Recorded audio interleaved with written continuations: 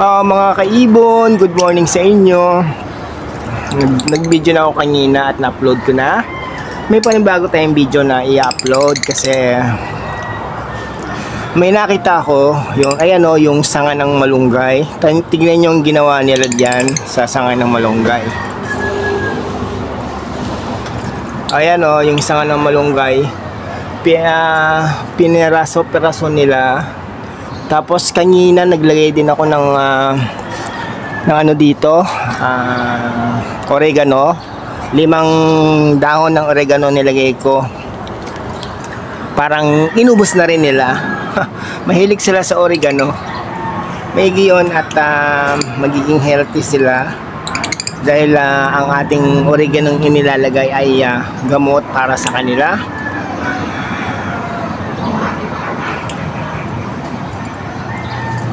Siguro yan na yung signs na malapit na silang mag-breed. So, siguro kailangan ko na rin bumili ng breeding cage para sa kanila. Kasi tignan nyo naman yung mga nilalagay kong sanga ng malunggay.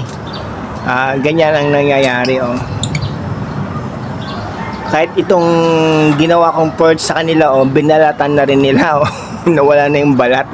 Dati may balat yan Siguro mauubos nila yan. Yan tignan nyo.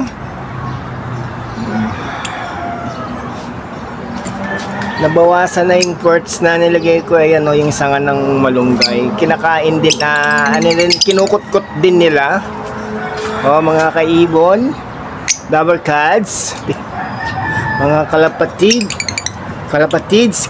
kahit hindi siya kalapati, nagbablog tayo dito sa ating mga African lovebirds kasi meron din naman akong doon sa taas, sa rooftop na kalapati.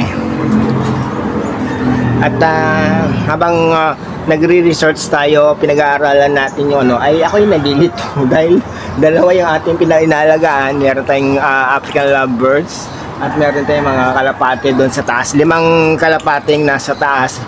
Isang inakay at 2 breeders ang nandoon. Ayan po sila ang ating mga lovebirds. May ingay sila sa umaga. Ayan ganyan ang ingay nila. Gaganon sila. Ganyan ang ingay ng mga ibon natin. Tapos aakyat tayo dito sa rooftop para sasabay ko na rin i-vlog itong mga kalapati natin, mga kalapatids. Andito tayo ngayon sa rooftop umaakyat. Ayan. Diyan ko nilagay ayan, daming mga ibon nakikikain yung mga ibon. Yan, diyan ko nilagay yung ayan, may aeroplano. Diyan ko nilagay dito, nilagay yung kalapating inakay para may viewing siya. Pero inilipat ko na siya dito yan. Yan, para totally dito yung viewing niya. Kasi katulad ni Pichito, dito rin dito sa rooftop na to naggagala-gala si Pichito, tapos gumagapang siya diyan sa bakal diyan. Lipad-lipad sa diyan Tapos ito yung mga breeders natin. Ayan sila Pakita natin.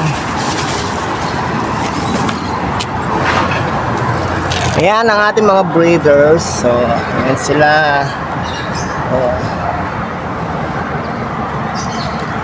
Ayan. Bala ko nga sana pagawaan sila ng kulungan, pero breeders ito, so kailangan na lang 3 cage na lang ang gagawin ko para kailangan muna nilang manganak magparami para pag magpagawa man ako ng kulungan, yung mga anak doon na sila sa kulungan. Pero itong mga breeders natin nakabukod siyempre, di ba? Yan, ayan sila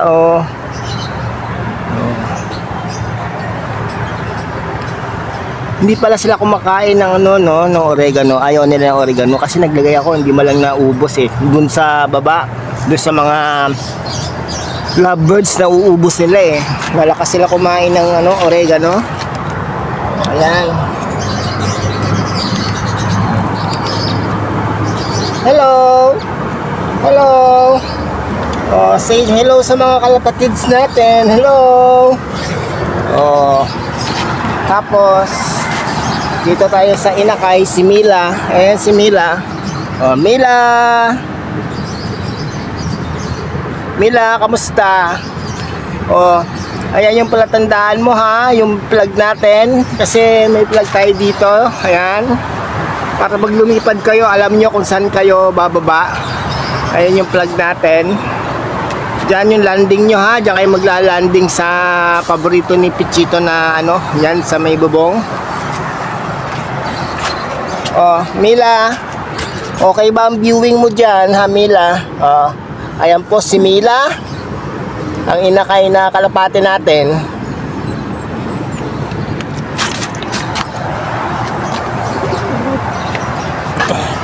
At ito naman yung mga ano, yan tanim ko na kamote at saka kangkong. Yan yung mga pagka lumago yan, yung kangkong at kamote, yan ang ipapakain ko sa aking mga lovebirds kasi kumakain din sila ng ganyan.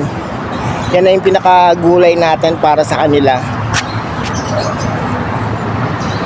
Madali do kasi magpaitlog ng mga lovebirds kung yan ang papakain mo, yung kamote at yung kangkong. Yan yung malunggay natin, no? Malunggay, ito yung tuba-tuba na tinanim ko ng 2020. Malaki-laki na rin siya. Oh. Ayan yung ating mga blue ternate. Ito yung blue ternate, oh. May bulaklak. Dati dito naglagay ako ng blue ternate, lumago na siya, pero ang problema nga natutuyo siya kapag hindi nadidiligan. Ayun, oh. Ayan siya, natutuyo siya. Pero kapag nadidiligan naman siya, okay naman, nagiging green ulit. Ayan yung mga bulaklak niya, oh. Ayan. Yung kulay blue. Ano yan? Edible. Yung mga bulaklak na yan, edible. At nakakain. Oo nga, kasi nga edible, kaya nakakain. At pwedeng gawin sang tsaa. Pagka yan ang ninim mo, masarap ang tulog mo. Yung blue ternate na bulaklak. Gawin mo sang tsaa. So baba tayo dito ulit.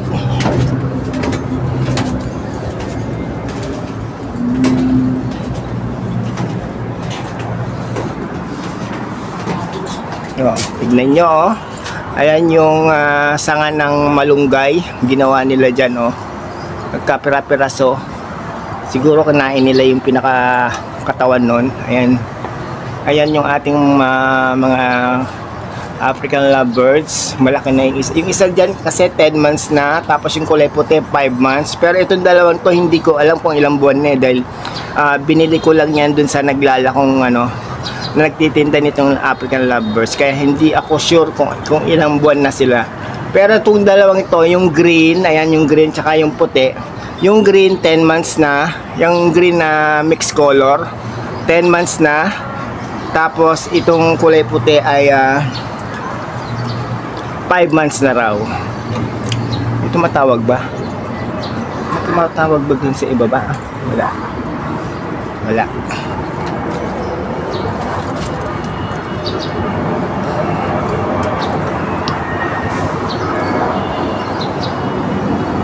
Ayan, may dumadaanan namang eroplano. Go! Go! Ang eroplano. Ayan, yung eroplano. Sa Middle East galing. Hanggang dito na lang po mga kalapatids.